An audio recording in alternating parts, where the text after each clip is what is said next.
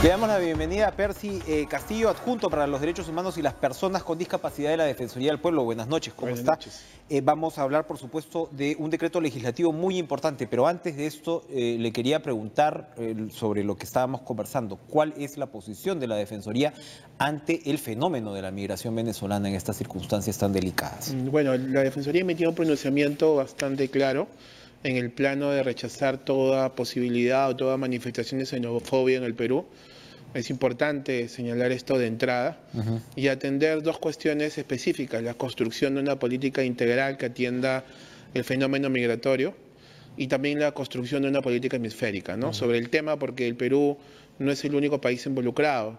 Las políticas que puede tomar otro país tienen repercusión también en el nuestro. Ahora, ¿cómo decirle a la población también cómo transmitir este rechazo a la xenofobia? Lo que está ocurriendo, incluso actores políticos se están aprovechando, ¿no?, de supuestas situaciones en las cuales venezolanos vienen a quitarles trabajo a los peruanos, básicamente, ¿no? De eso se está hablando. Ya hay algunas cifras, ¿no?, en realidad, pues sobre este impacto que tiene relación directa con el grado de informalidad de nuestro país, ¿no? Evidentemente, pues llega toda esta masa de alguna forma y en realidad pues se les paga incluso mucho menos que el mínimo, o sea, se aprovecha todo este tema de la informalidad. ¿Cómo hablarle a la ciudadanía, a grosso El modo? Ministerio de Justicia ya anunció una campaña justamente para dar a conocer alcances reales, ¿no?, contra la xenofobia, porque la información es importante. La información y la comunicación adecuada van a ser los factores que van a aclarar todos estos señalamientos equivocados, ¿no? Nosotros, La xenofobia se alimenta de esta información distorsionada. Exactamente, ¿no? El Ministerio lo ha anunciado, nosotros vamos a respaldar esa medida y también por nuestros propios medios contribuir a señalar, a brindar información adecuada. Perfecto, perfecto. Bueno, el Consejo de Ministros ha aprobado este decreto legislativo que crea el Banco de Datos Genéticos. Entiendo yo, lo ha incorporado en el tema de las facultades, ¿no?, para darle, digamos, el punche, ¿no?, y la rapidez necesaria. ¿De qué se trata este banco de datos genéticos? ¿Qué cambios va a traer? Es una medida esperada, anunciada el día de ayer, en un momento importante, porque se recuerda hoy, el 30 de agosto, el Día Desaparecido.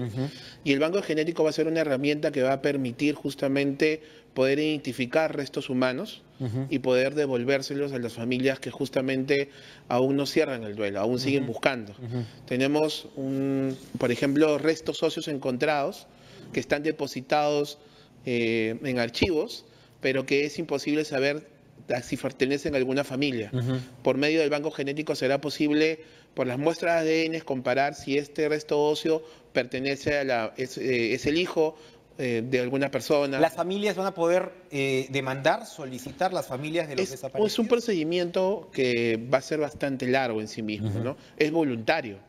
El Ministerio, como por una primera etapa, va a tener que difundir los alcances y aquellas familias que lo consideren darán las muestras y estas muestras crearán un banco que se va a comparar con los restos que ya se tienen hoy y los que puedan aparecer. Estamos hablando en principio de una aplicación que tiene que ver con el periodo de la guerra contra el terrorismo, en la época de la violencia. En principio, pero va a ser la base para que a futuro pueda utilizarse para todo nivel de búsqueda. El Perú no tiene un banco que permita, por ejemplo, establecer si los restos hallados el día de hoy pertenecen a alguna persona que es desaparecida, ¿no?, que haya sido denunciado con anticipación el caso. Porque en realidad este trauma que tienen que vivir las familias no termina mientras no haya pues la certeza de que los restos están enterrados en algún lugar, que tú puedas rendir ese duelo. Estos procesos pueden durar 20, 30 años y el dolor es como si fuera de ayer, ¿no? Es el sentido y la expresión humanitaria más profunda que justamente nos compromete a todos, ¿no? Estas familias esperan encontrar y poder cerrar una etapa de su vida, ¿no? Exactamente. Cuando hablamos del periodo del conflicto contra el terrorismo, ¿de cuántos desaparecidos estamos hablando todavía cuyas identidades no se han... Más de 20.000 personas. Resuelto. Más de 20.000 personas, sí. Incluso se siguen, entiendo yo, descubriendo fosas, ¿no? Claro, recientemente ha ocurrido esto. Los sitios de enterramiento proveen justamente de restos que luego son llevados a depósitos pero a veces estos restos no cuentan con ningún nivel de identificación, ya no encuentran con ropa, no encuentran con un signo distintivo, así que la única oportunidad de saber quiénes fueron es el análisis genético, guardar esa información y compararla con las personas que están buscando y de esa manera poder establecer un vínculo. El banco genético puede ser la pieza que permita efectivamente recuperar la identidad y entregar y cerrar y completar una familia. No, o sea, es bastante importante este decreto legislativo. ¿Puede darse que esto se revierta? O sea, el decreto legislativo ya ha sido aprobado por el Consejo de Ministros. Sí, ahora lo que queda, como siempre, ¿El Congreso es la tiene que promulgación. ratificar de alguna forma? No, no hay ratificación. Lo que ocurre es que, según la Constitución, una vez que se emite un decreto legislativo, puede ser revisado por el Congreso. Pero mientras este proceso ocurre, ya es ley, ya rige, y por tanto corresponderá al Ejecutivo implementarlo. Lo que obviamente se esperaría es de que este decreto no sea en algún momento derogado por el Congreso.